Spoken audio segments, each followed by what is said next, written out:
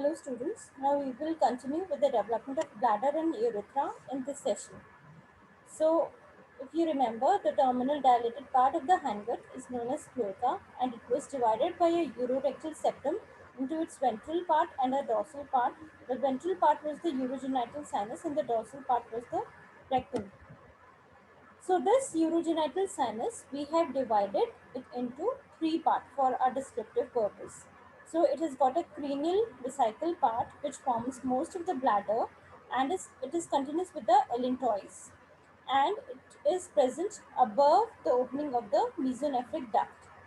Then below the mesonephric duct, it is known as definitive urogenital sinus, which is divided into a pelvic part and a phallic part. So this middle pelvic part becomes urethra in the bladder neck and the prostatic part of urethra in males and entire urethra in females. Whereas the phallic part, which grows towards the genital tubercle, it forms the primordium of the penis or clitoris. So phallic part in females, it will be forming vestibule of the vagina. We'll see in our later slides. So firstly, the development of urinary bladder.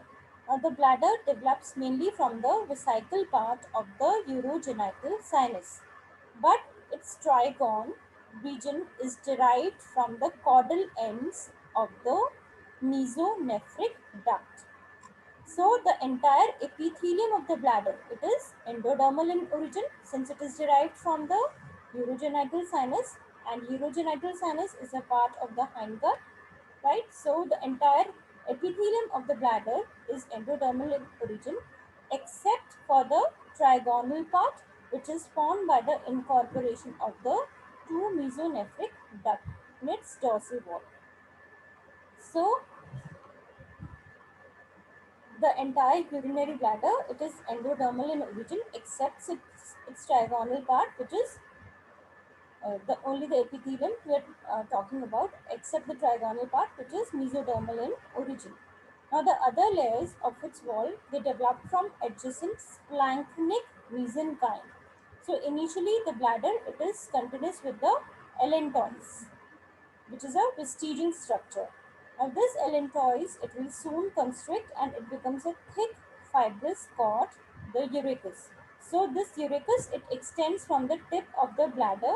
This is the bladder. It extends from its tip to the umbilicus.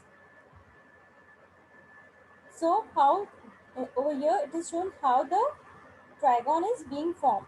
So in the adult urethus, it is forming, it is represented by the medial umbilical ligament, which is flanked by the medial umbilical ligament on both its sides. Then this bladder gradually it enlarges so that the distal part of the mesonephric duct, they are incorporated in its dorsal wall.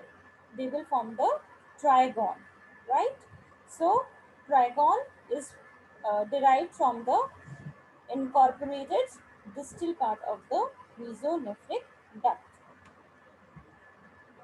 Now the position of urinary bladder. So in infants and children, the urinary bladder, even when it is empty, it is in the abdomen. It begins to enter in the greater pelvis at approximately 6 years of age, but it does not enter the lesser pelvis and becomes a pelvic organ until after puberty. So only after puberty it enters in the lesser pelvis, else it is stays in the greater pelvis till after 6 years of age.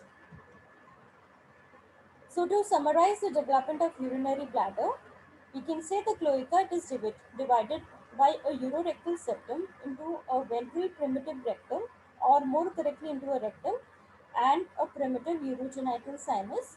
Then this primitive urogenital sinus can be divided by the opening of mesonephric duct into a cranial vesico-urethral canal and a caudal definitive urogenital sinus.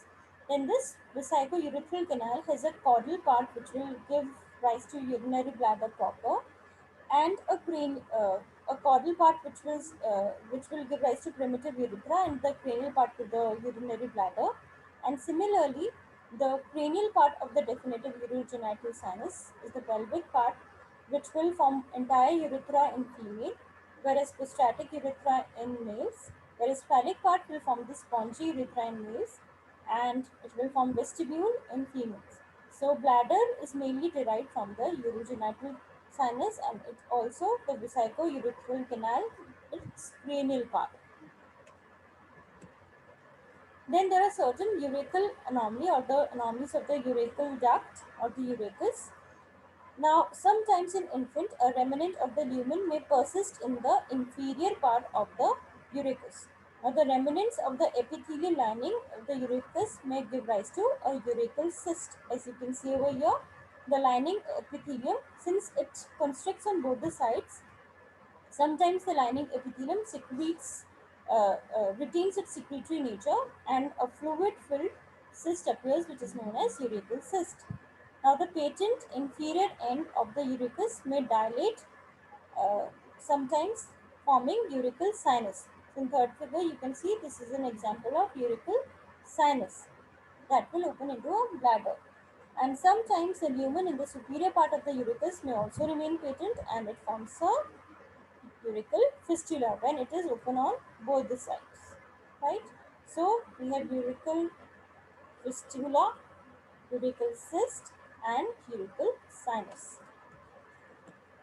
Then there is anomaly which is known as congenital megacystis. That is, there is pathologically large urinary bladder or megacystis or megalocystis which may result from a congenital disorder of metanephric diverticulum which is also known as ureteric bud which may be associated with dilution of the female pelvis. Now there is a condition which is known as bladder extrophy. So this is a very severe anomaly and it occurs usually in males and this it leads to the exposure and protrusion of the mucosal surface of the posterior wall of the bladder and so the trigon of the bladder and the ureteric orifices they are exposed to exterior and the urine dribbles intermittently from this everted bladder which may be associated with the epispadiasis as well in males. Now what are the causes of extrophy? It is resulted because of the incomplete region closure of the inferior part of anterior abdominal wall. So this defect involves both the anterior abdominal wall and the anterior wall of the urinary bladder, which results from the failure of mesenchymal cells to migrate between the ectoderm and the endoderm of the abdominal wall. So, as a result, what happens? The inferior part of rectus muscles is absent, and the external and internal oblique and the transversus abdominis muscle they are deficient. So this causes extrophy of the urinary bladder. Now we will come to the development of urethra. You already have a small knowledge about the development of urethra. So the in the female urethra, it is mainly formed by the caudal part of the vesico-urethral canal and the pelvic part of the definitive urogenital sinus. The phallic part will form the vestibule of vagina in females, whereas in males the prostatic part of the urethra, that is above the level of ejaculatory ducts or colliculus seminalis, it is formed by the caudal part of vesico-urethral canal. Then below the level of the openings of ejaculatory duct, this prostatic urethra is contributed partly by the pelvic part of definitive urogenital sinus. Then the pelvic part of the urogenital sinus is also contributing to the membranous urethra in males and the phallic region is contributing to the penile part of the urethra, the male urethra.